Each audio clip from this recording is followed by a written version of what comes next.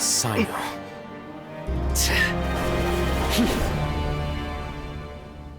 Unless my memory fails me, we have barely spoken 2 words to each other before now at the Academia.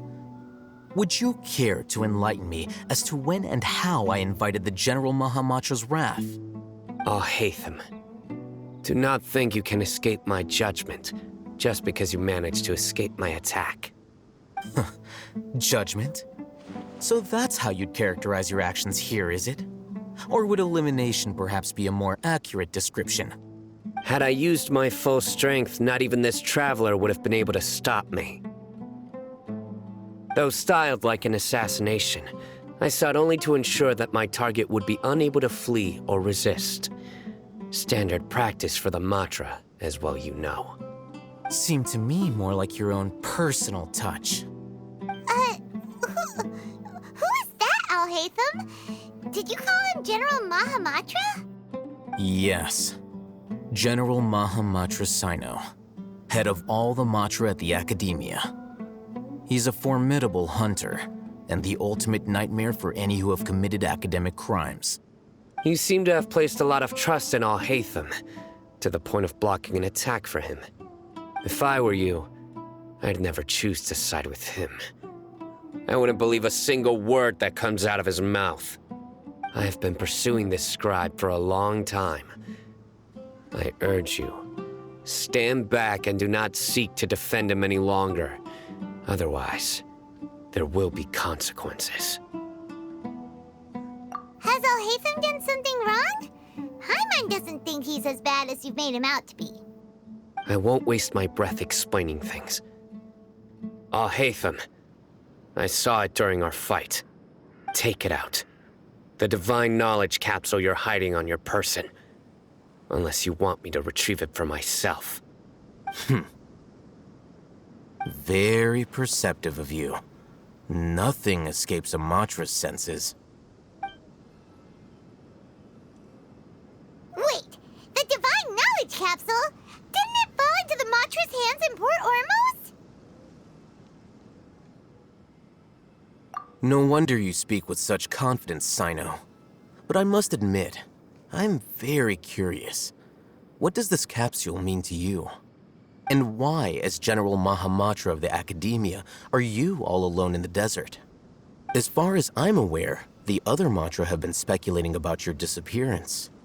Have you been given a mission that's, let's say, morally dubious? If I was the real target of your mission, what was stopping you from simply using your authority and resources to judge me within the walls of the Academia? I should have known you'd be difficult to deal with. You two? Ugh! What should we do, Traveler? Paimon feels like we can't trust either of them! Well, look at you two, acting all tough and self-righteous over there. Wait, Dia?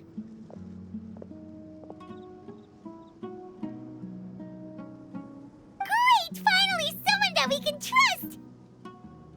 You gotta help us out here, otherwise these two are gonna start fighting again! Yeah, sure looks that way.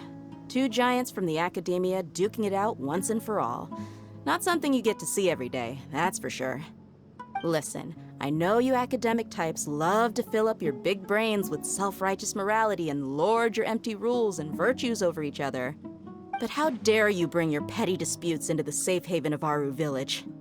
It seems like someone's gonna have to beat some sense into your thick skulls until you finally learn to respect these grounds.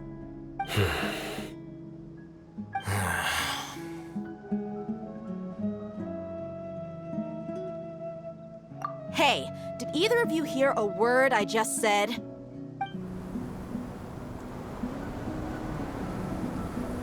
Whoa, what's going on? The wind's so strong! Is this a sandstorm? Paimon's gonna get blown away! Another sandstorm? What's up with these recently? Hey! All of you, over here, quickly! We have to take cover! Someone's calling for us! Oh, this wind is too strong!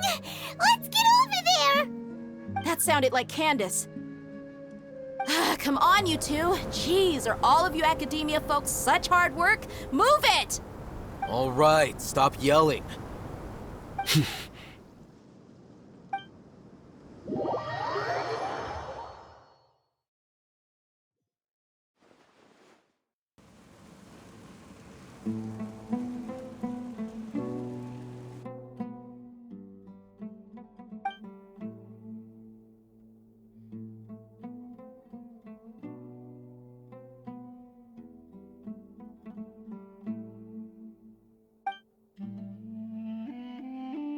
Well, this is pretty awkward.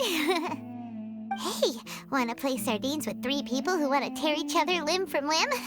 Sure, why not? Sounds fun. The air is so thick and heavy. Paimon can hardly keep floating anymore. My sincere apologies, everyone. This is the home of our village chief. I will have to ask you to make do with this small room until the sandstorm dies down. Please, let me introduce myself. I am Candace, protector of Aru Village. Our savior has come at last! Nice to meet you, Candace. The name's Paimon. Thank you so much for helping us. There's no need to thank me. It's only right to help each other when the weather gets rough. Wow, she's so gentle and caring, like a nice older sister. Unlike those guys over there. All right. Now that we're all better acquainted, we should return to the topic at hand.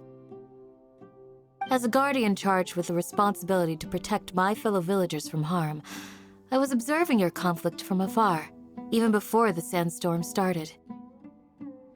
And now that you have set foot within our village itself, it is all the more my responsibility to make absolutely sure that you pose no threat whatsoever to us.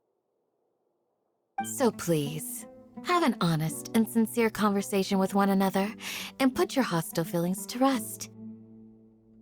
If anyone dares to start anything again while they are under this roof, I will not hesitate to send them out for some quality time with the creatures of the sandstorm. Oh, on second thought, Paimon may have misjudged Candace's character. And that goes for you too, Miss Dia. Do I make myself clear? All right, we got it, Candace. That's what I like to hear. So, which of you will begin? I was supposed to be a mediator, but I might have gotten a little too involved just now. Anyway, one of those two should probably start talking. Wait, that was you trying to be a mediator? I have nothing to hide, so there's no shame in explaining myself. While Alhaitham wasn't wrong about the other Matra not knowing my whereabouts, it's not because I've been assigned a morally dubious mission. Rather, I've chosen to exile myself. Huh? Exile yourself? A little while ago, I discovered that there was data missing in the Academia's project planning and development files. What little they did report clearly did not match the project's actual progress. As General Mahamatra, I had the responsibility and authority to request an audit. However, to my surprise, the person responsible for the erroneous data was none other than Grand Sage Azar himself. I tried to investigate the issue myself before submitting a formal audit request, but I soon found that all leads and potential pieces of incriminating evidence were carefully concealed from me. I began to realize that they were cautious of me from the very beginning. Unsurprisingly, the Grand Sage rejected my audit request as soon as the submission reached his desk. He even said to me, "The power of the General Mahamatra is granted by the sages. You have no right to judge us." So they really are up to no good. I realized then that to the Grand Sage, the Matra are nothing more than tools for the sages to assert and maintain their control over knowledge. The vows that we took, the principles that we strive to uphold, They are meaningless to the academia of today. I believed it would be wise to flee the academia before the sages had a chance to take action against me. This way, they can no longer see nor predict my actions. I will never give up on this investigation. There's no need for someone else to give me power or authority. Once I find the truth, I will administer judgment by my own name. Sino seems to have the same goal as us. We're all investigating the sages.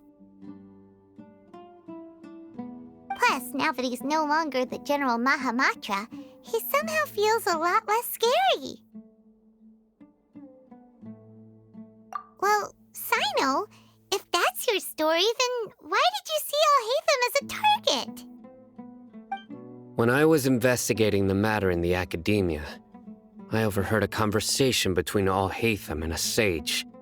The sages asked you to investigate a blonde-haired traveler. Do you dispute this, Alhaitham?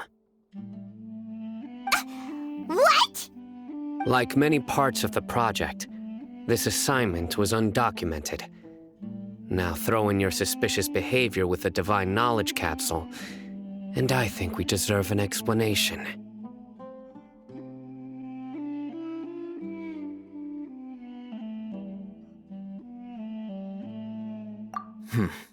Yes. I was indeed tasked with investigating the Traveler. Alhaitham! After all, the promised reward was so great that hardly any scholar could have refused. The sage told me, once you've completed this assignment, I can give you a glimpse of divine knowledge. A most enticing offer. Unfortunately, those academics don't know me at all.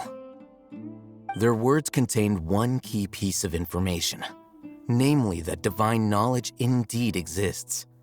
That gave me all I needed to know.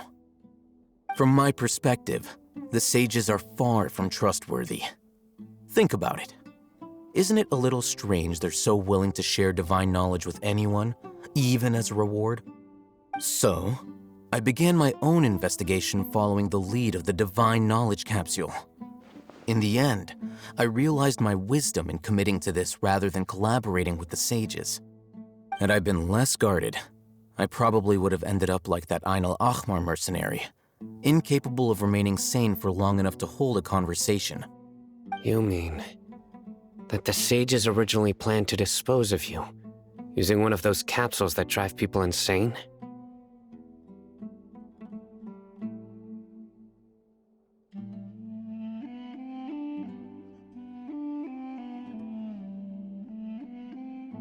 I'd already given up on the assignment by then. I only told the academia I was waiting in Port Ormos for you to appear so they wouldn't suspect anything. So it came as quite a surprise when I encountered my erstwhile target while investigating the Divine Knowledge Capsule. Criminals do love to talk about coincidences. Even though I ran into the Traveler by chance, I had no intention of providing assistance to the academia. Also, you should remember, you were the ones who decided to follow me and strike up a conversation after I left that tavern.